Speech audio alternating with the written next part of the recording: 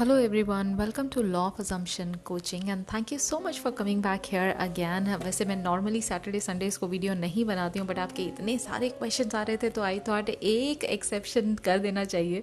So I will be making more videos on Saturdays as well.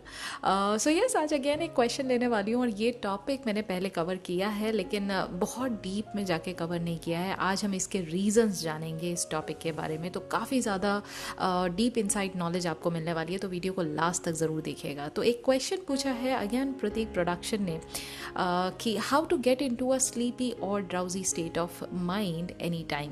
First of all let's understand why it is very much essential कि आपको एक drowsy state of mind में होना चाहिए. और उससे भी पहले सबसे पहले ये जान लेते हैं कि ये ड्राउजी स्टेट ऑफ माइंड किस स्टेट को कहते हैं. ऐसा क्यों कहा गया है कि जब आप ड्राउजी स्टेट ऑफ माइंड में होते हैं तभी आपको सैट्स परफॉर्म करना चाहिए, यानी SATS as in state akin to sleep perform करना चाहिए.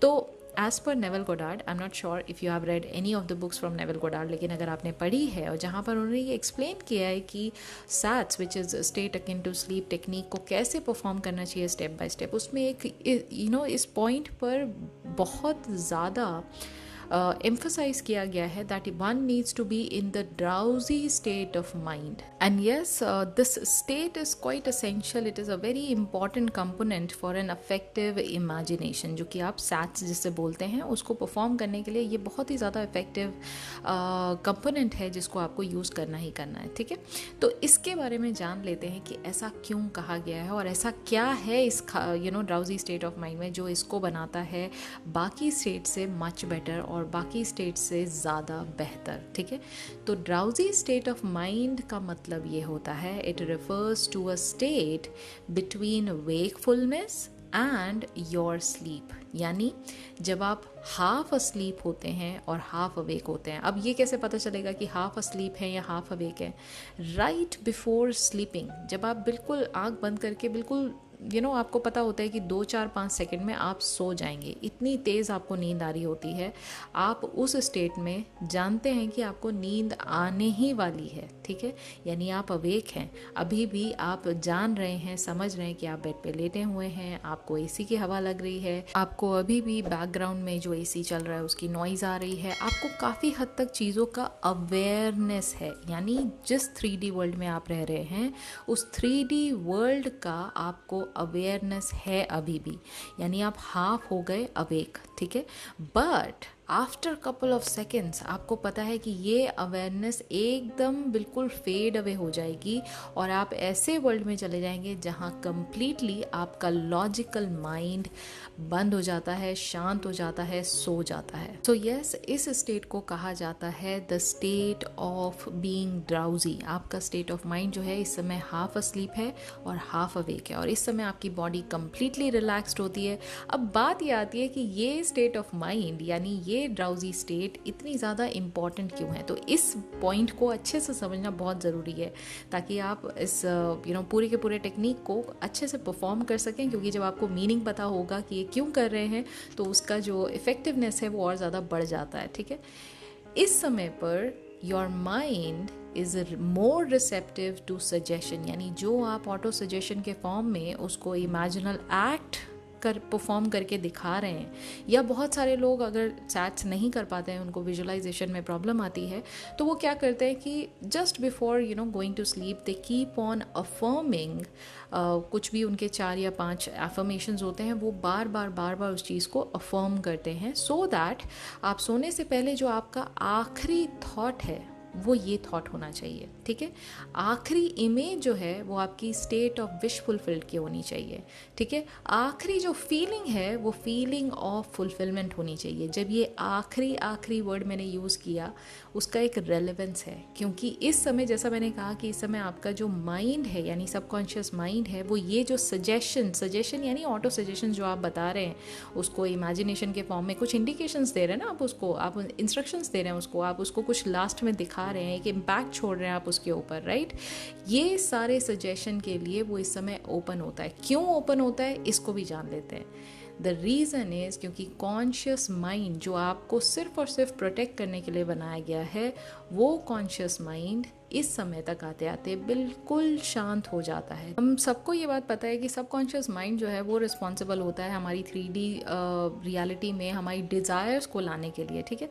तो सबकॉन्शियस माइंड को इम्प्रेस करने के लिए जब भी आप कोई काम करते हैं उसके बीच में हमेशा कॉन्शियस माइंड जो कि लॉजिकल माइंड है, जो कि 3D का हिस्सा है, वो आके बीच बीच में आपको इंटरवीन करता है, आपको पूरे प्रोसेस में आके आपके अंदर डाउट्स लाता है, आपके अंदर लॉजिकल थिंकिंग की प्रेरणा लाता है, आपके अंदर बहुत सारी ऐसी चीज़ें थॉट प्रोसेस में डालता है कि कहाँ तुम इमेजिनेशन में लगे हुए हो, 3D में ये चल रहा है, इसके ऊपर ध्यान दो, क्यों अपने इमेजिनेशन में टाइम वेस्ट कर रहे हो। ऐसा होता है ना हमारे साथ, हम इंटरनल थॉट में अंदर ही अंदर अपने आप को नेगेटिव नेगेट करते रहते हैं इन चीज़ों को लेकर कि अरे नहीं, पॉसिबल ही नहीं है, ऐसे कैसे पॉसिबल हो जाएगा, अपने आप को देखा है क्या, या अपने परफॉर्मेंस को देखा है क्या, कैसे पॉसिबल है। बार बार ये लॉजिकल थिंकिंग जो है ये आपका कॉन्शियस माइंड जो है वो लेकर आता है, और जब भी ये इंटरवीन करता है तो आपके जो बार बार एफर्मेशंस आप बोल रहे हैं वो सबकॉन्शियस माइंड तक पहुंच ही नहीं पाते हैं। यानी उसको इम्प्रेस तो करना बहुत दूर की बात है,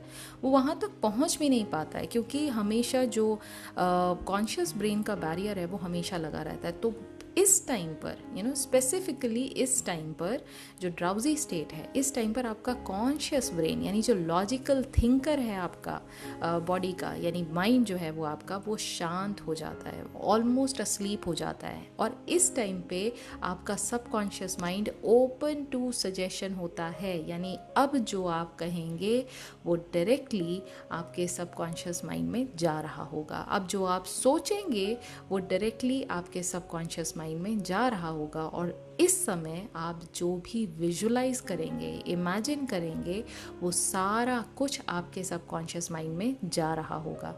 और सबसे अच्छी बात यह है कि जो भी लास्ट थॉट, जो भी लास्ट इमेजिनेशन, जो भी लास्ट फीलिंग आप सबकॉन्शियस माइंड को देते हैं, वो उस फीलिंग को, उस इमेजिनल एक्ट को, वो उस थॉट को पूरी रात उस पे काम करता है, ठीक है। यानी पूरी रात आपका कॉन्शियस ब्रेन उसको डिस्टर्ब नहीं कर रहा है, वो इस थॉट को वेरी इंपॉर्टेंट थॉट, इस फीलिंग को वेरी इंपॉर्टेंट फीलिंग, और इस इमेज को वेरी इंपॉर्टेंट इमेज कंसिडर करता है, and it starts bringing that thing into your 3D reality. और इसी के हिसाब से आपकी 3D रियलिटी में जो क्रिएशन होता है वो बनता चला जाता है, and that is how you create a new reality of yours, ठीक है। तो अक्सर आपने देखा होगा जो हमारे बड़े बुजुर्ग हैं वो क्या करते हैं, रात को सोने से पहले, चाहे कुछ भी बात हो जाए ना, वो रात को सोने से पहले प्रेयर करके सोते थे। अभी भी बहुत सारे लोगों की आदत है, दे कीप ऑन प्रेइंग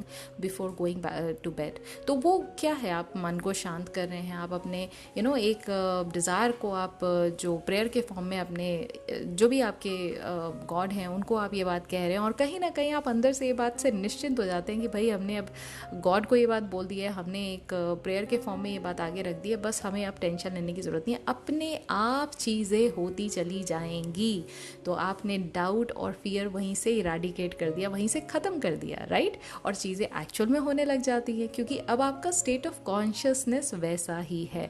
तो जैसा कि हम सभी को सिखाया गया ना कि यूनिवर्स, भगवान और जो भी एक आपकी जो शक्ति है वो हमारे अंदर ही है, चाहे वो आप उसे सबकॉन्शियस माइंड कहिए, चाहे वो आप उसे अपने इष्ट कहिए, जो मर्जी आए वो कहिए, वो शक्ति तो आप ही के अंदर है ना। तो लास्ट में जो भी आप कहें, जो भी आप सोचें, जो भी आप फील करें, वही चीज़ आपकी 3D रियलिटी में और ज़्यादा लेवल पे होती चली जाती है, ठीक है।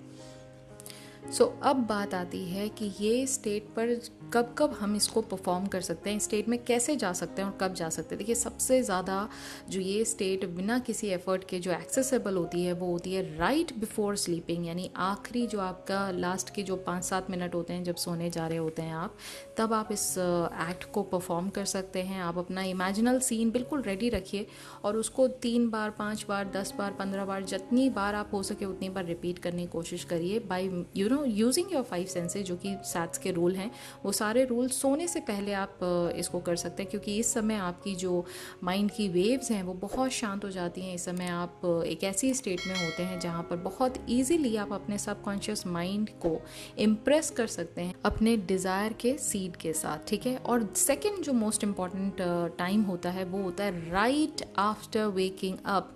प्लीज़ आज के बाद से अपने फ़ोन्स को अपने बेड पर रखना, अपने बेड के साइड में रखना बंद कर दीजिए, फ़ोन को स्विच ऑफ करके रखिए। एंड मॉर्निंग में स्टार्टिंग के जो 10 से 15 मिनट होते हैं after waking up, don't do anything, just sit quite straight, एकदम बिल्कुल बैक आपका 90 डिग्री एंगल पे स्ट्रेट होना चाहिए। इवन आपको हल्की हल्की नींद आ रही है अभी, आप आराम से आंखें भी नहीं आपकी खुल रही हैं, it's okay. Take long deep breath and breathe out, take long deep breath and breathe out, ऐसा कुछ देर तक आप करिए, बहुत रिलैक्स हो जाइए। और इस टाइम पे वापस से चीज़ों को विजुलाइज करिए, जो आपका अल्टीमेट एम है जिसको पाना है आपको, उसको विजुलाइज करिए, ठीक है। और 2 मिनट से लेकर 5 मिनट तक एटलीस्ट सिर्फ विजुलाइजेशन के लिए लगाइए, ठीक है। आपकी जो भी डिज़ायर है आप सच में करके देखिए, इस डिसिप्लिन को मेंटेन करके देखिए, आप खुद देखेंगे आपकी 3D रियलिटी में कितने चेंजेस ऑटोमेटिकली आने लग जाएंगे। I can not even tell you how fast it works, ठीक है। तो अगर आप सीरियस हैं अपनी डिज़ायर के लिए और आप मैनिफेस्ट करना चाहते हैं तो इस प्रोसेस को अच्छे से करिए। हाँ, दिन में अगर आप करना चाहते हैं, if you are free, if you are more happy to do it in the day time, what you can do is आप मेडिटेट करिए फॉर गुड 10 to 15 मिनट्स।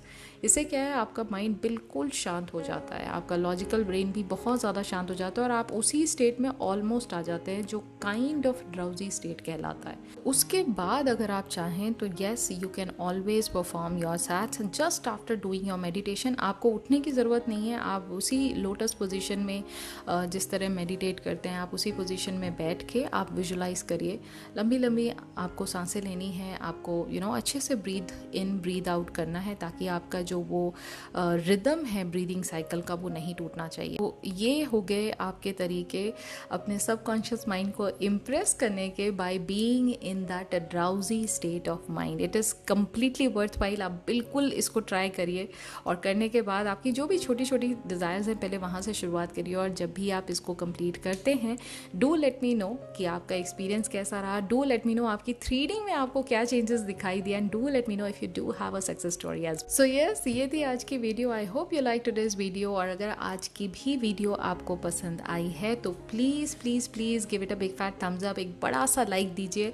और अगर चाहे तो आप मुझे कमेंट भी कर सकते हैं। आपकी कोई क्वेरी है तो प्लीज़ डू कमेंट मी। मैं जितना कोशिश कर रही हूँ कि आपके कमेंट्स उठा के आपको टॉपिक के बारे में भी बताती रहूँ, ताकि आपको डिटेल इन डेप्थ नॉलेज मिले लॉ ऑफ अजम्पशन का, और वो भी सिर्फ और सिर्फ हिंदी में। मैंने ये चैनल आपके लिए बनाया है, तो जो भी आप यहाँ लर्निंग लेते हैं उसको प्लीज़ अप्लाई करिए। और अगर कोई चैलेंजेस आते हैं वापस से आइए, बताइए कि ये चैलेंज आ रहा है, I am there to help you out. So yes, अब मैं मिलूंगी आपसे मंडे। कल हमारी छुट्टी रहेगी, आप भी जाइए एंजॉय करिए, आप भी जाइए एफर्मेशन पे काम करिए, आप भी जाइए अपने जो कॉन्सेप्ट्स आपने सीखे हैं उसको उस पर नोट्स बनाइए, उस पर ध्यान रखिए, उस पर और ज़्यादा इम्प्लीमेंट करने की कोशिश करिए। और यस, नए टॉपिक के साथ फिर मिलेंगे मंडे को। तब तक अपना ख्याल रखिए एंड हैप्पी मैनिफेस्टिंग।